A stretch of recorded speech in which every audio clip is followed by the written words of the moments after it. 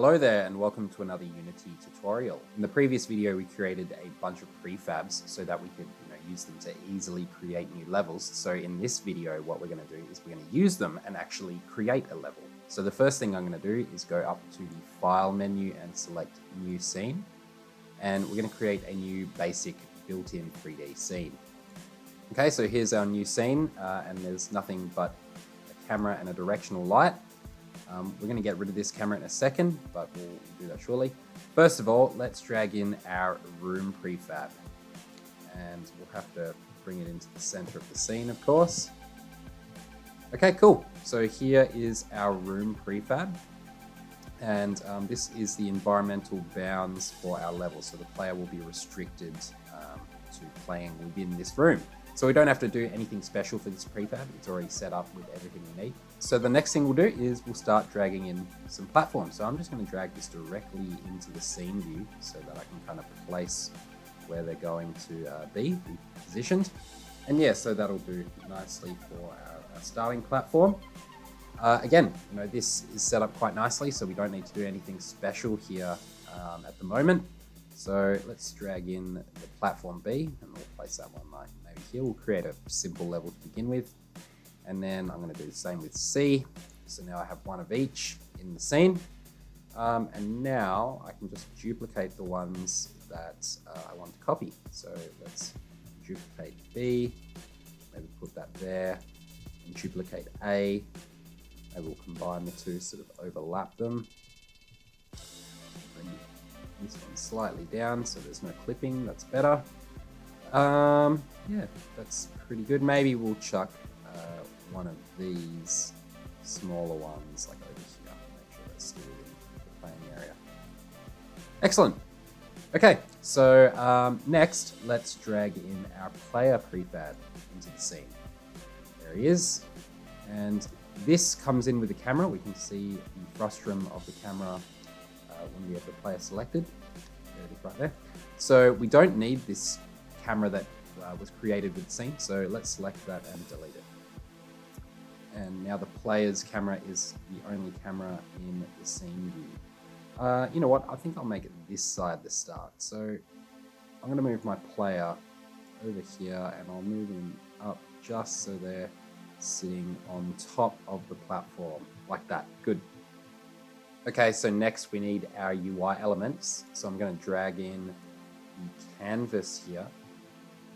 But one thing to note about the canvas and the way that we set up this prefab is that UI elements on a canvas will only work when there is an event system game object present in the hierarchy. Now, an event system usually gets created when you instantiate a canvas, and if there isn't one in the scene already. So if I delete that prefab and we create a new canvas, you can see it creates an event system as well. So yeah, we'll drag that canvas back in. So what we need to do is we need to create an event system that this canvas can use. So I'm just going to right click in the hierarchy, go down to UI and select event system, just like that. And what I'll do now is I'll just make that a child of the canvas HUD object. And then I'll select my canvas HUD object, go to the overrides and apply all. So now that event system will be instantiated with the canvas when you drag it in as a prefab. So aside from adding the event system to our canvas prefab, I noticed we forgot to implement the font for our score display. So I'll show you which one. So we'll have a look at that one. That's our score display. Let's go to 2D mode. And we can't see it because the map is over the top. So let's find our overview map and just turn that off temporarily. Find our score display again. Okay, yeah, see, you can see it's got the default Arial font. So I'm just going to drag my font from the project window into the font property for the text, and that's changed appropriately. Now, again, I'll go back and turn on my overview map, and then I'll go to the canvas object, to the overrides, and hit apply all. So those were just a couple of little modifications we made to the prefab. But whenever we create an instance of the canvas HUD prefab in a scene, we also need to make sure that we set our minimap target. So I'm going to select our camera minimap in our HUD. And what I'm talking about here is the target property of the target tracker script. So I'm going to drag our player object into the target tracker there. Now, even if we were to hit the override for our canvas HUD prefab after doing that, this wouldn't get stored because a prefab is a project file, and project files cannot store references to instances of game objects in any particular scene. Now, aside from the target tracker, we also need to set the references for our buttons. Where are they? Pause menu, on the pause menu. So the resume and main menu buttons, if we scroll down to the on-click event, we can see there's no function assigned to their on-click event. So nothing's going to happen when the player clicks on those buttons. But the game object that contains the functionality that we want to call is actually the game manager. So let's drag in the game manager prefab into our scene, and we don't have to set anything up here. We can just leave that. But now that we have that in our scene, we can go back to our buttons, go back down to the on-click event. So I've got the resume button selected here. We'll drag in the game manager object into the object reference for the function here. Then I'm going to go down to the game manager script, and this is for resuming the game. So we're going to call the toggle pause game method. Then we'll select our main menu button. Again, drag in our game manager as the object reference. Find our game manager script. And this one is going to load the main menu. Okay, so now our canvas has been set up. Let's go out of 2D mode and let's just find our play area again. So I think at this stage we should actually be able to test it. So let's hit play. Okay, good. So there's no errors, and yeah, we can run around. But at the moment, we can run around on the lava as well, and obviously we don't want that to happen. So next, we're going to bring in our lava trigger. Okay, so let's bring in the lava trigger prefab into our scene, and we'll just need to zero out the Z position here. Yeah, we'll zero out the Y as well. All right, so there it is. Let's turn our mesh renderer on while we do this, right? So right now we can see it's sitting below the room. So let's just bring it up and we can see the orange. So we can see exactly the height of our trigger here. And we want to find a spot that's just below these rocks. So I'm just going to have one trigger for this level. You could have multiple, but I'm just going to have the one. And, you know, let's expand it out on the X to, let's go 40. And we'll do the same on the Z. So now we have this lava trigger covering our whole play area. And yeah, now we can actually just look at the rocks and be like, all right, how high do we want it? Now, I'm going to have it probably that high, right? We'll leave it at that. And the next thing we need to do for our lava trigger is create a checkpoint, right? A reference to a checkpoint. So I'm going to create an empty object and we'll call this spawn point. Then I'll select my lava trigger again, and I'll just drag the spawn point into our checkpoint reference. Now we'll go back to our spawn point. We'll just reset the transform. So it's back in the center of the scene. And again, this is an empty object, so we don't really have a visual representation of it. So let's just click on the icon gizmo here, and let's make it a purple diamond. There we go. So let's just bring this up and we'll put it right back where the player begins, right here. Okay. That looks good. Okay, so let's hit play now. Okay, so, I'm gonna have to move my platforms, but okay, cool. We can see the lava has worked, and it's also subtracted a life, which is good. We can see the mini-map is working as well. If I hit tab, it opens the overview map, and if I hold sprint, the stamina bar works as well. So that's all functioning. And of course, we also have the timer functioning as well. Oh, we should test these. So let's hit resume, and the resume button works too. Okay, so let's actually just turn the mesh renderer for our lava trigger off again.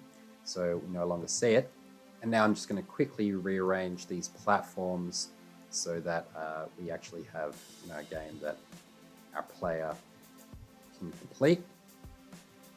How does that look? Hopefully that looks a bit more completable. So let's try that out.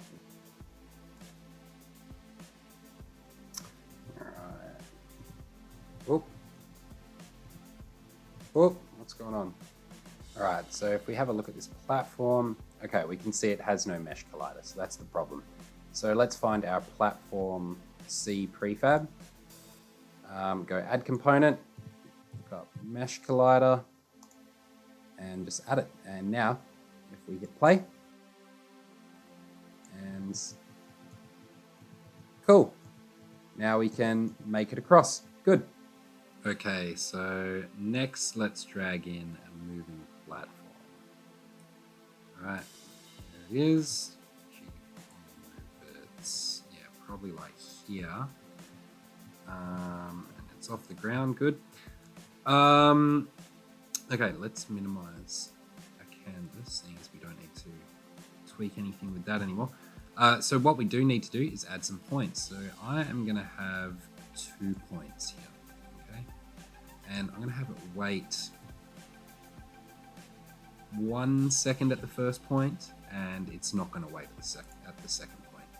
So let's create some objects for this. Actually, let's just select our spawn point here, because that's got a gizmo, and Control D to duplicate it. Move that into position. So like, yeah, there is good probably. And let's change the color.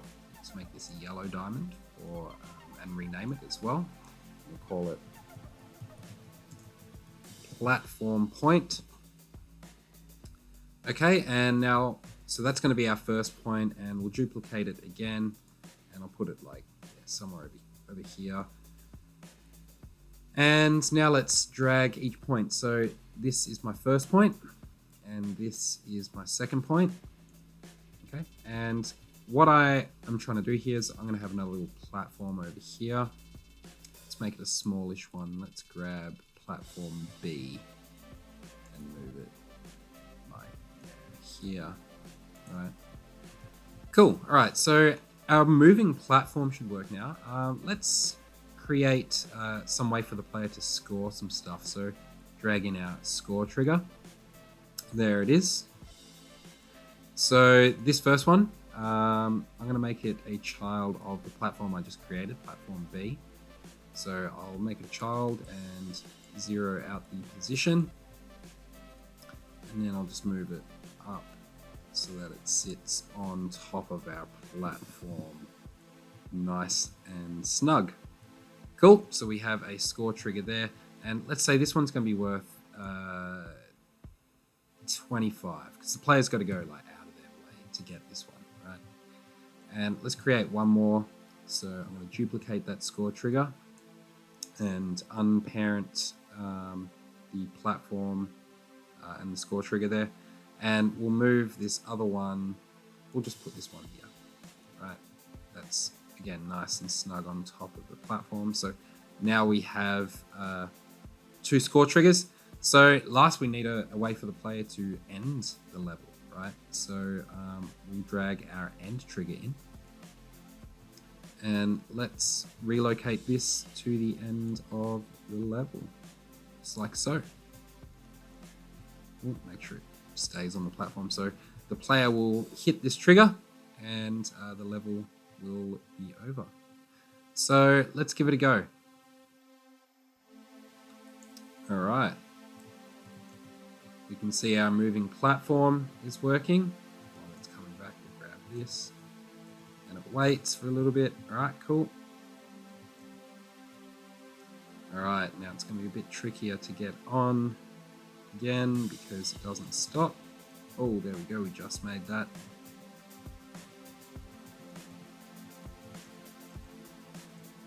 And the game's over. There we go. We won. Okay, so we've finished the first pass of this level, but currently this scene isn't included in the build settings for the game, so it's not included in the actual progression of levels in the game. So we need to save the scene and add it to the build settings. So first let's save the scene. So I'm going to go File, Save As, and then into our Scenes folder, and we'll call this Level 1. I previously had another scene called Level 1, which I just renamed to Prototype, which is the prototype scene that we use to create all of the assets and stuff. So yeah, I wanted to call this Level 1 because this is going to be our first level. So we'll call it Level 1 and then I'll hit Save. and that's created a level 1 scene file here, which we can see in our assets folder. So now we need to add that to the build settings. So we go File, then Build Settings, and here we can see the prototype scene is included. So I'm gonna just actually remove that completely and drag in level 1, just like that. So now this level that we just created has a build index of 1. Okay, so the next thing that we're going to do for the level is tackle the lighting. So right now the scene is quite brightly lit, and I want it to be, darker, and the lava to be a bit more emissive. So we'll start by making our scene darker. Okay, so the first thing I'm going to do is I'm going to select my directional light in the scene. And we're going to do a couple of things here. First of all, I've got the rotation gizmo up here. So press E to swap to that. And we can rotate this to change the direction of the overall lighting for the scene, right? And it's going to change like how the shadows are cast by objects in the scene. So for this, I'm actually going to point it straight down. I'm not too worried about the shadows here. I'm more concerned about providing these platforms with a bit of light, because their texture is quite dark, and when we darken the room, it's going to make them hard to see. So I'm going to have my directional light point straight down pretty much, which should give them like a little bit of lighting from the top. Now the next thing I'm going to do is I'm going to come over to the intensity, and I'm going to drop that. We'll make it, let's try 0.5, right? Again, it's hard to tell right now because everything is quite brightly lit, but once we've actually rendered the lighting for the scene, we can, make changes after if we need to. So 0.5, I'll go with that. And the last thing we need to do is change the mode here. So right now it's set to real time, and I'm going to change it to mixed, right? So mixed is a combination of real time and baked. So for now, all you need to sort of be concerned with is the fact that baked lighting only affects objects that are static. So objects that do not move, either via code or through an animation. So that's the next thing that I'm going to do. I'm going to go through and select all the objects that don't move. So my platforms, my room, those platforms. We could do the lava trigger. Again, we only need to select objects that actually can be visually seen in the game. The moving platform moves, so I'm not going to select that one or its child. Again, the points, they're empty objects. This platform here, and then we've got our 2 triggers as well. So I've got those selected, and we'll make them static. So in the inspector, we will make this static checkbox enabled, and I'm going to say no, this object only. Again, it's only talking about this one object here. This is the only object that I had selected that had a child, and because I selected no, you can see that its score trigger child has not been set to static, only this one. Okay, so that's about all we need to do for the scene for now. So now let's actually get to rendering our lighting. So we need to open the lighting tab. So I'm going to go to the window menu at the top here and down to rendering, and then I'm going to click on lighting. And this is our lighting window. So for now, I'm just going to go over here to environment, and let's just make this a little bit smaller so we can kind of see the impact this is having. And what we're going to do here is actually we'll drag our directional light into the sun source. Not that that's going to do too much for us at this stage. The other thing we can do is drop our intensity multiplier for the environment lighting, right? So this changes how bright the skybox is in the scene, basically. If we hover over intensity multiplier, it says controls the brightness of the skybox lighting in the scene. So we'll turn that right down because this is an enclosed area. We don't want the skybox to actually be impacting it. The second thing we can change here is under environment reflections. Again, we've got intensity multiplier, and if we hover over it says controls how much the skybox or custom cube map affects reflections in the scene. A value of 1 produces physically correct results. So we can actually drop this down too, and you can see that makes everything quite a bit darker in our scene. So, if we have a look around here, we can't actually see the room or anything at this stage, but that'll change in just a second. We'll leave this open. Actually, I'll dock this right there, okay? Because the next thing that we're going to do is we want to make our lava here, we want to make it emit light that affects all of the static objects around it. So in our project window, let's open the materials folder and find our lava folder here. And we have emission enabled. As we can see, it's giving an emissive kind of glow. And the global illumination is set to baked, right? So the illumination won't affect other objects until we bake the lighting.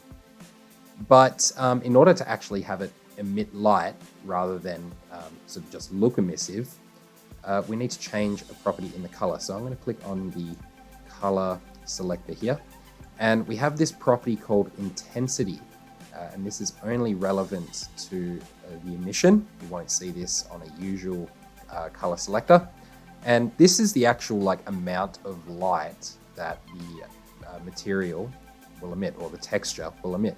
So think of this like an actual light emitter slider, right? This is controlling the intensity of the light. So let's push this up to 1.6. That looks pretty good. We can also change the color a bit, because that's also going to impact the light in the scene. So let's give it a kind of more orangey look. Maybe bring it up slightly. Yeah, that looks pretty good. All right, cool. So that is our emission setup. The next thing we actually need to do is go ahead and bake the lighting for our scene. So I'm going to open the lighting tab, and I might actually move this over to here. There we go, that's better. And under the scene tab here, in the lighting window, we could just come down and click generate lighting, right? But currently, by default, that's going to use the CPU, and that takes a lot longer than using your GPU. And by now, I'd say most people have a GPU that is capable of rendering lighting quicker than their CPU. So in order to change this setting, we need to create a new light profile. So let's hit new light settings, and let's just call this general light settings. And that's been included as the reference here for our lighting asset. And now we can change all of these properties. So baked illumination is on by default, which is good. That's what we need. And the only thing here that will change for now is we'll change progressive CPU to progressive GPU preview. And that is going to make things quite a bit faster when it comes to rendering lighting. Having said that, I am using OBS to record right now, and I'm on a crappy old laptop, so it might take a while for me to render my lighting. But anyway, with all of that set up, we can now come over here and hit generate lighting, and now that's going to start rendering our lighting. We can see the progress down here. So when this bar is complete and this timer expires, our lighting should generate, and it's going to generate a bunch of lighting files. It'll create a folder where our level file is, where the scene file is, and yeah, it'll create a folder there and put all of the light maps that it generates inside that folder. All right, cool. So actually I can see, okay, let's just move this general lighting settings. I'm going to move that down to the scene folder here rather than materials. But yep, so now we'll just wait for the lighting to bake. Okay, so our scene has finished baking here, and we can see things are still looking kind of dark. So what we can do is, in our lighting window, if we go over to the environment tab, we can increase some of these settings to see how much that's going to impact it, and we can just add a little bit of them if necessary. Doesn't look like that's going to do too much in this case. So I guess the only option we have here is to find, let's first try increasing the intensity of our lava material here. So I'm going to set it to 3. That might be too high. We'll see how it goes. The other thing, we'll select our directional light and we'll increase the intensity here. Let's make it like 0.7. Yeah. And now let's rebake the lighting and see how it looks this time. Okay, so our lighting has finished baking, and you can see this looks a lot better. That material might be a bit too emissive now, but we'll leave it at this stage. And yeah, things are still a little dark in places, but I think from the player's perspective, it should be good. So let's actually just give it a test. Okay, cool. So let's run over here. Cool, and you can see the emission around the rim of our platforms there.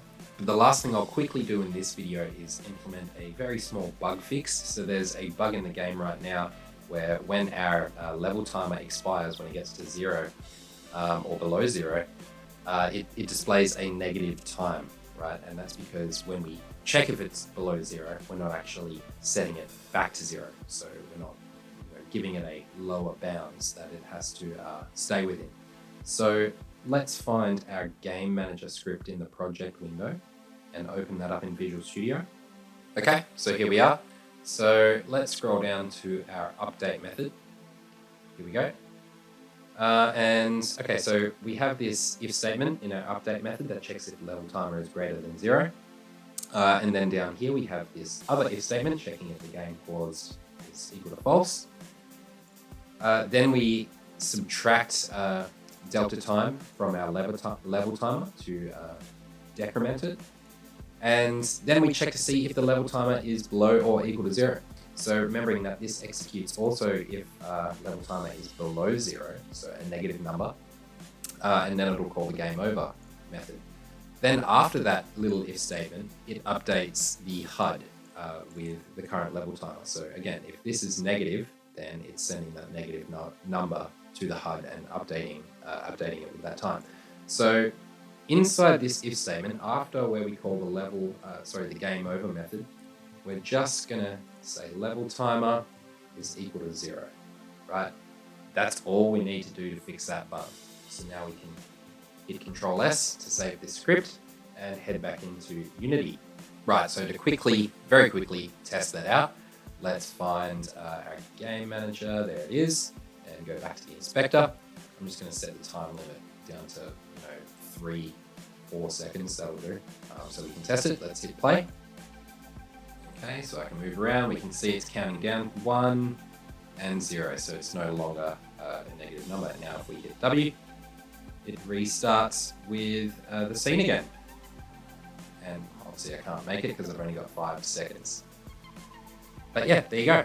So that's it for this video. We're actually coming towards the end of the Floor is Lava series with only a couple more videos sort of left to be made. If you enjoyed the video and found it useful, please leave a like. And if you want to see more game development tutorials like this, you can feel free to subscribe. Although one note, I will quickly say, I've started university a few weeks ago, so I'm publishing videos a little bit more slowly than I would be. But yeah, unfortunately, there's nothing I can really do about that. That's just how things are for the time being. If you do want to see more game development tutorials like this, like I said, subscribe. Thanks for watching. I hope you have a fantastic time wherever you are.